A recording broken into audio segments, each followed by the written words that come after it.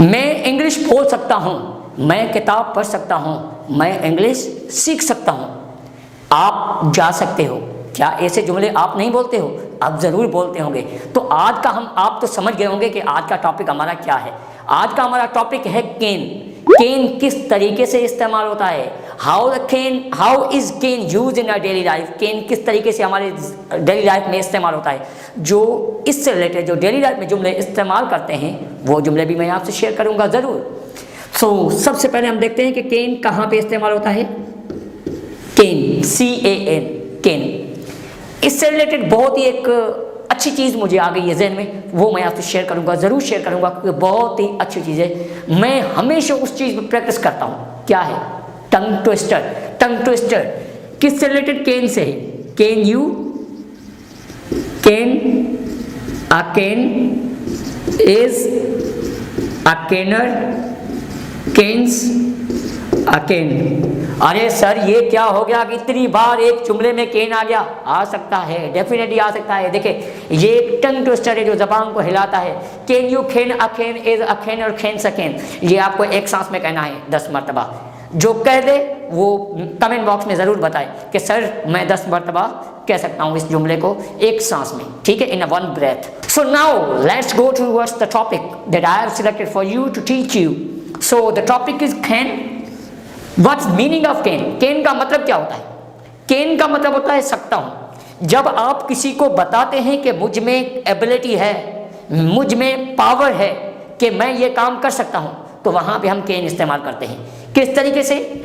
जैसे हम कहते हैं सब्जेक्ट स्ट्रक्चर देखें, कैन, वर्ब की फर्स्ट फॉर्म और ऑब्जेक्ट। इसकी आवाज़ें क्या हैं? अगर उर्दू में हम देखें कि इसकी आवाज़ें क्या आती हैं लास्ट में, कि हम समझ जाएं कि केन का ही इस्तेमाल होगा, तो इसकी आवाज़ जो है ये है सकता हूं, सकती है, सकते हैं।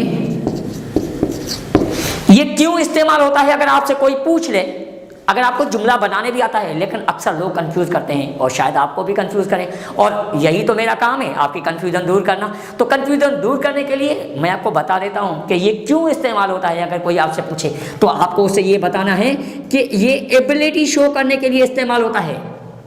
आई कैन डू इट, मतलब मैं ये काम कर सकता हूं। आई कैन डू इट, इसका मतलब है मैं ये काम कर सकता हूं।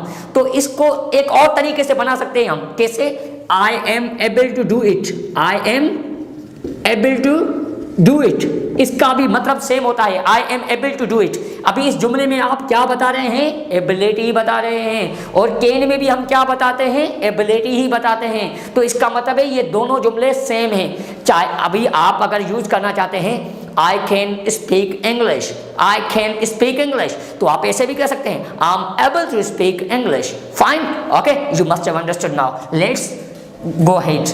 Subject can ability बताता है और दूसरा क्या बताता है? पावर। इसे क्या पढ़ा जाता है? पावर। पावर नहीं, पावर, ठीक है। सकता हूं, सकती है, सकते हैं। अभी हम इसका जुमला बनाते हैं। जैसे He can speak इंग्लिश, वो इंग्लिश बोल सकता है। बोल सकता है या नहीं बोल सकता? यस, बोल सकता है, इसीलिए तो कैन इस्तेमाल किया है। He can speak English. चले अभी हम देखते हैं कि वो इंग्लिश नहीं बोल सकता है, तो फिर क्या कहेंगे?